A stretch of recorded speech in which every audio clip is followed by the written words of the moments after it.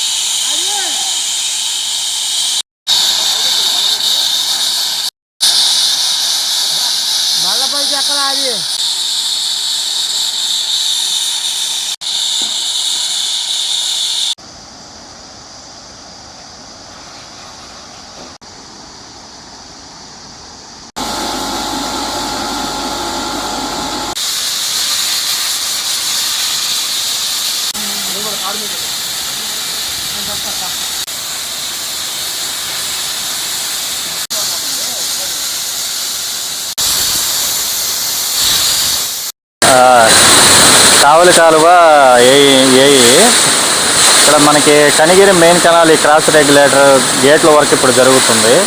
Already మనకి వారం ముందే గేట్ల వర్క్ స్టార్ట్ అయింది. మనకి డ్యామేజ్ అయిన రోలర్స్, సైడ్ రబ్బర్ సీల్స్ అవన్నీ తీసేసి రిపేర్ చేయడానికి తీసుకెళ్లారు. ప్రస్తుతం మనకి శాండ్ బ్లాస్టింగ్ ఐటమ్ జరుగుతూ ఉంది. 2 గేట్లకు ఆల్రెడీ మనకి శాండ్ బ్లాస్టింగ్ కంప్లీట్ అయిపోయింది. ఒక సైడు అప్స్ట్రీమ్ సైడ్, ఇంకా 3వ గేటుకి ఇప్పుడు స్టార్ట్ చేస్తున్నారు.